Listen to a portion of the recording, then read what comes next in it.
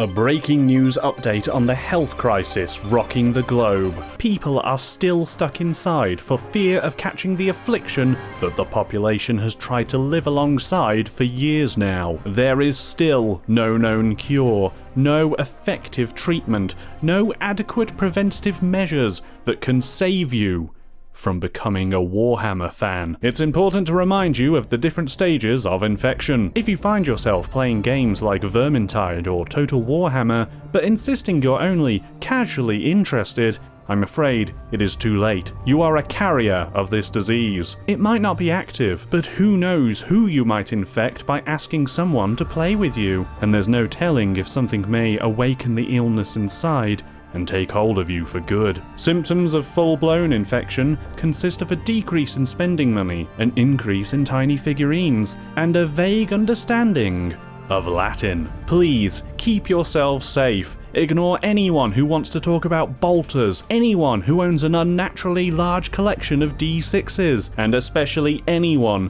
sobbing publicly about Dawn of War 3. It is for your own good, before you too understand what a Gellerfield is. Or is it Jellerfield? Oh god, I'm coming down with it! Warhammer 40k Chaos Gate Daemonhunters is a really long title for a turn-based strategy tactics game developed by Complex Games and published by Frontier Foundry. Taking place in the grim darkness of the far, far future, where there is only war, you assume the role of a commander of an elite secret band of humanity's greatest warriors, called the Grey Knights. After a grueling mission, your ship, the Baleful Edict, loses its commander, and you are put temporarily in charge. On your way back to your home base on Titan to rearm, repair, and restock, an Inquisitor forcibly enlists you and your men to investigate some anomalous readings in a sector of space. And you uncover a terrifying threat from your sworn enemy.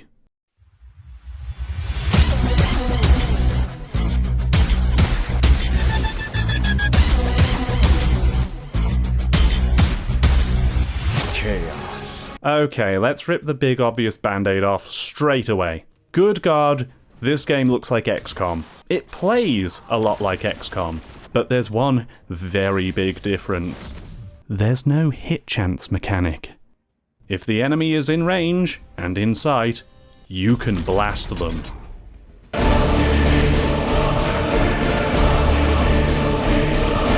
Wait a minute, wasn't there already a Warhammer 40k game, Mechanicus, that was a lot like modern XCOM except removed the infuriating hit chance mechanic as well? Yes, but this game is actually much closer to the XCOM experience than Mechanicus was, because, unlike that game, there is a cover system here. Rather than making you harder to hit, cover reduces the amount of damage that you take when someone fires upon you. Add in that damage drops off with range and you have a pretty neat and rage-free system that encourages aggressive and tactical play.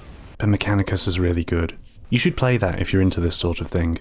I should point out this is actually a sequel to another game from the 90s. I haven't played it. Maybe that game too was copying XCOM, just the older ones. I don't know, but I thought it was worth mentioning before we go too deep into the festering underbelly of this experience. I should also mention that my own experience with Warhammer 40k is quite limited. Only from a handful of games, and I've never played the tabletop, let alone read any books. I did consult with a brother of mine though, and he's gone through the entirety of the Horus Heresy so far. So yeah, I consider him something of a reliable source. With all that out of the way, let's get into the game.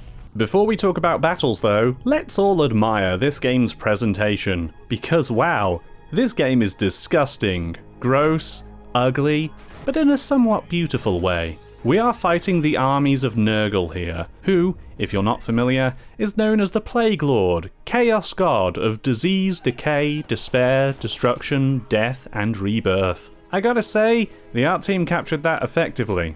Perhaps too effectively. Sometimes it does feel like someone just vomited on my screen, but I guess that's what you'd call immersive. Little details stand out too, such as how you can tell how damaging an attack of yours will be just judging on the amount of bullets that hit the target. Sounds are meaty too, giving enough impact to your actions to make them feel just right.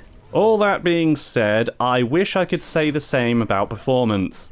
you're going to be seeing a bit of a wildly variable frame rate here. For the record, I was playing on 4K on a 2080 Super.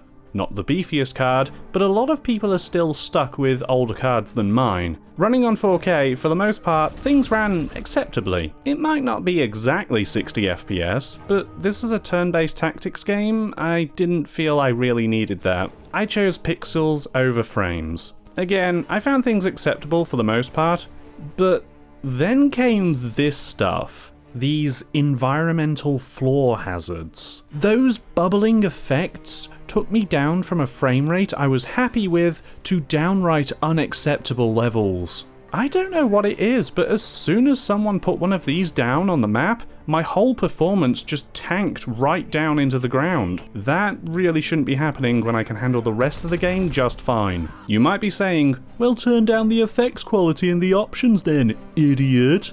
But there isn't an option for that. You're stuck with the bubbling frame rate killer floor. I was just about willing to push through with it though, until I encountered a boss whose every attack laid out these floor effects. Okay, now it's just unplayable. So at this point I gave up and knocked the resolution down. Down to 1080p too. Things were still not great at 1440p, oh my god. I don't know what's going on here, but I'm not the only one talking about performance problems with this game online. Something's up. Okay, onto the actual experience. If you're going to be playing this, you need to know that this game is probably at its hardest at the start. You don't have all your abilities early on, so you're mostly relying on bolters and basic tactics. I saw some people online were turned off completely by how difficult it was at the start, but I implore you to keep going through the game, as once things open up, you will probably begin dominating very quickly. The battles play out like XCOM, but the game has its own quirks which makes things stand apart. Stealth is one way. Remember how XCOM developed its own system, carefully moving around among patrols, and silently opening doors as not to alert the alien menace? Well, here's how you open every door in this game.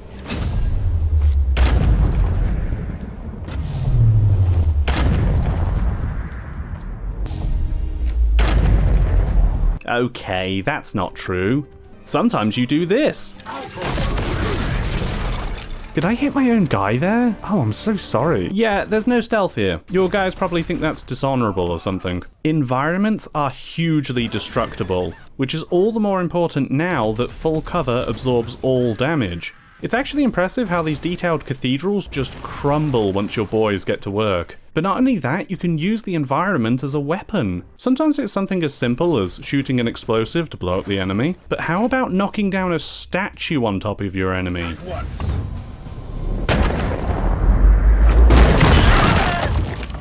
And you know, there are a lot of statues in Warhammer.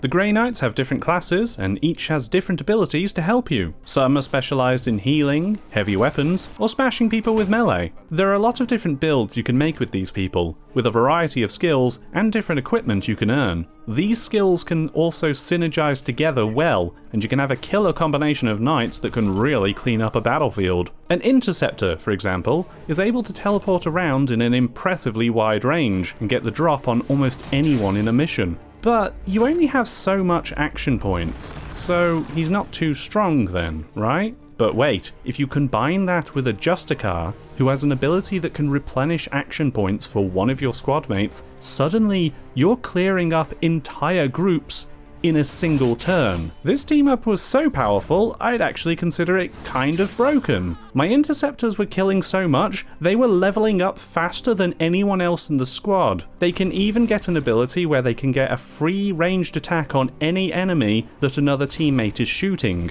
which, considering I also kinda wanted to level up other people at times, it felt a bit like kill stealing.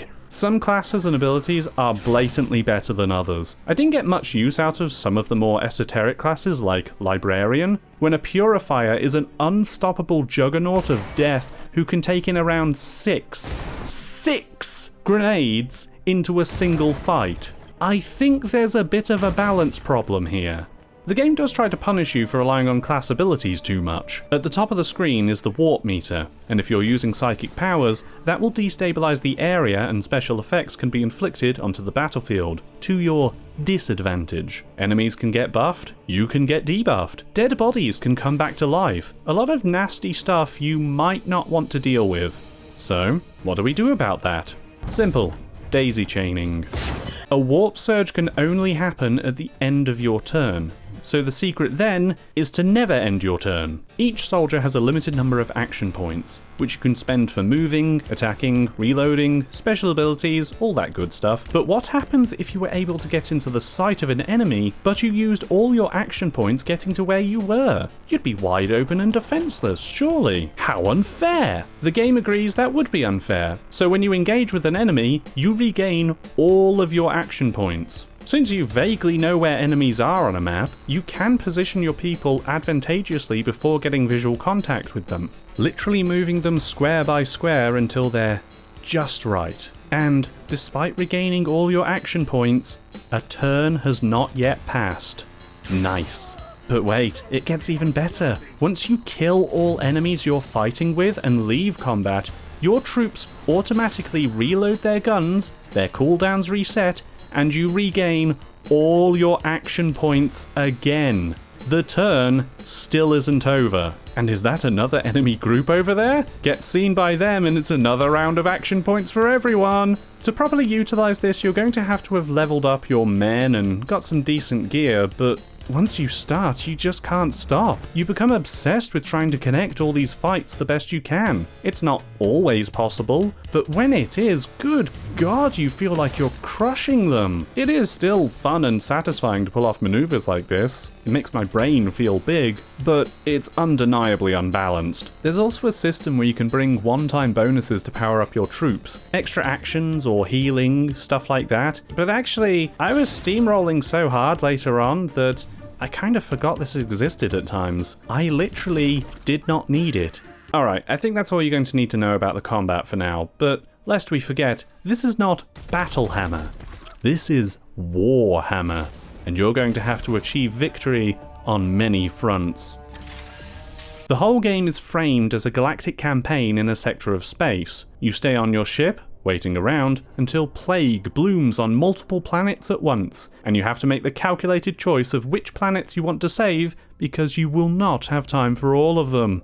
You know, just like XCOM again. However, one difference I really like is that it is possible to go to multiple objectives if you're fast enough. You aren't arbitrarily locked out of making a detour to help someone else out if you have the time. Each planet has 5 points of health, I guess, before they're fully taken over by Nurgle's influence. So managing to get each threat before it becomes a big problem is your main focus. And a good way to help you reach everyone with time to spare is to upgrade your ship. Your spacefaring vessel can upgrade its speed, its resistance to warp storms, and also weapon and shield systems that can be used for events, such as encounters with chaos crafts. You can also install things called prognosticars, which are... hold on. Prognosticars, exactly.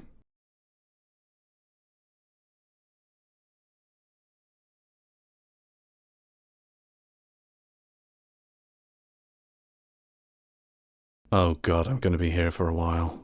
Look, just imagine them as tools that help you reduce infectious stages on planets, and also help you out when you're on the ground in their designated areas. They're essentially XCOM satellites. These are key if you want to get the most out of your campaign, so you won't just want to focus solely on ancillary systems that support the combat. Systems such as your marine barracks, research, and manufacturing.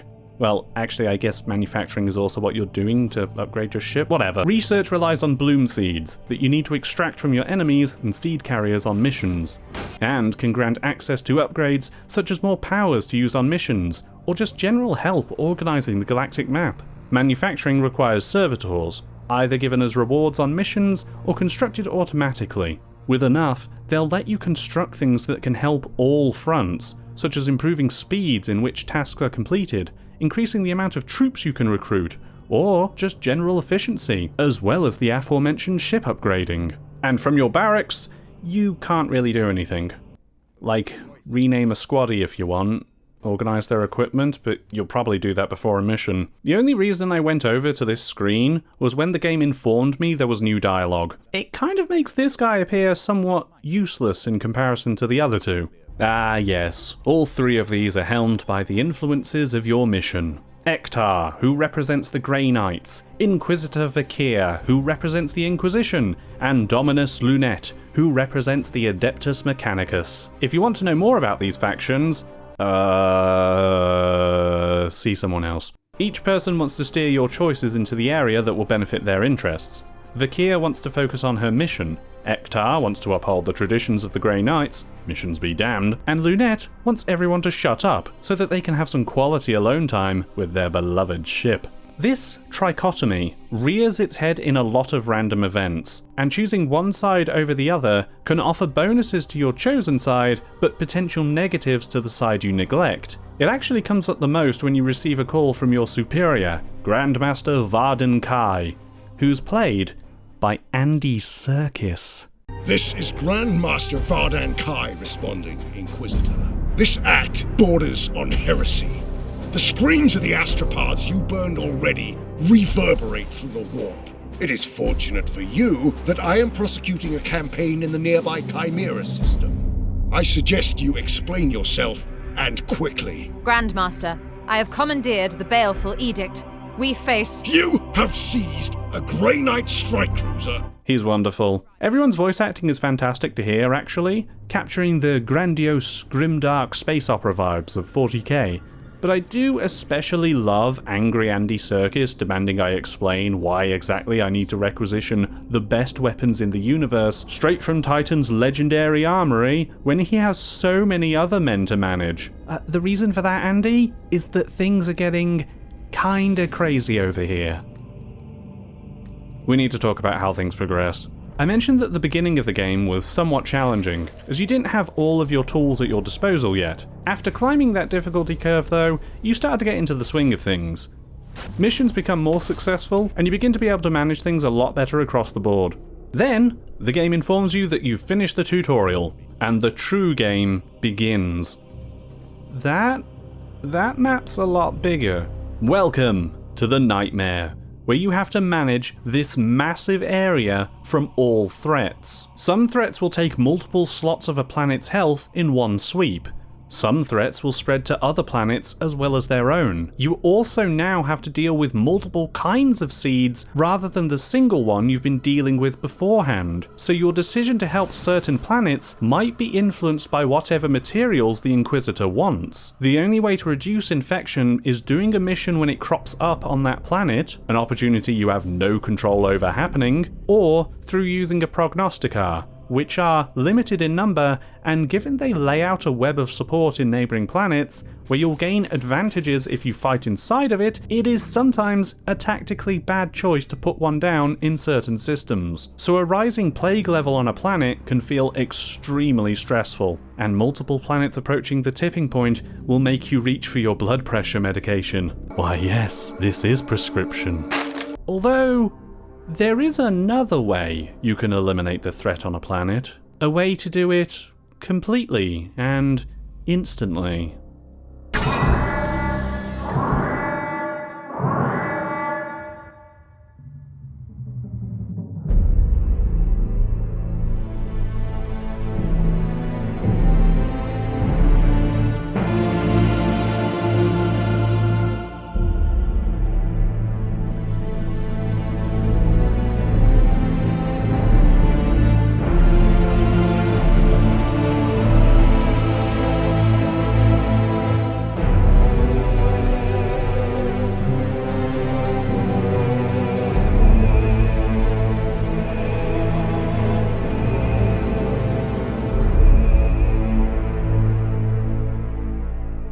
That's effective. You need to create every single expensive use of Exterminatus, and it can make certain people unhappy. Maybe consider your first options before committing to this. That is basically how the game plays out, but you will also have to be doing story missions besides. The story is nice, with some good writing elevating something that would otherwise feel rather stock. That's kind of how a few Warhammer games play out, actually. You'll likely guess how the story will play out by the time you're halfway through, but the characters are likeable enough that it doesn't matter too much. Though there are some neat twists I didn't see coming, and if you're a fan of the lore, some familiar faces might also turn up. That's all I have to say on it, as any closer examination might have me getting details wrong, and then I'll attract the lore guardians. Overall, all these things come together quite nicely, and it makes for an incredibly enjoyable game. It's derivative, sure, but it changes things up enough, adds personality of its own, and despite its flaws, it is fun to play. What more could you want? When I was 20 hours in, my one criticism, apart from the balance, was that the game won't let you skip the planet-departing cutscene when you begin your journey. It's constantly reminding you that you can skip other cutscenes. I don't know if it's tied to loading or what, but I was kind of tired of seeing it. Still, not a big problem, right? The game can take a good spot on my top 5 of the year, maybe, with that kind of performance. Yeah? Well, no yeah. Just no. Because it turns out, at 20 hours in, I was only halfway through the game.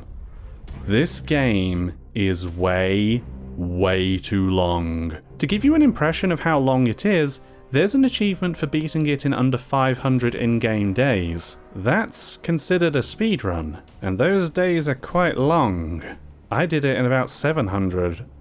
And you know, I wouldn't have minded the length so much. Mechanicus was honestly a similar length for me according to Steam, but the game does not have the content to justify its length. You'll be seeing the same maps over and over and over again. You don't even start at different points on the map. It's always just the same locations. There is very little variety in objectives either. Just kill all the enemies, kill this tree, forever. There are bonus objectives that you can choose to take on, essentially boasts that you can do missions in certain ways with certain limiters, but they honestly don't do a lot to liven things up, because they're kind of easy. To compare it to Mechanicus again, I think the dungeoneering aspects to its missions were pretty cool. They added a lot as you thought how best to loot a Necron world as you were actively destroying it. I think the Galactic map is meant to be this game's version of that, but it comes up kind of short compared to your little hooded monks exploring, and it becomes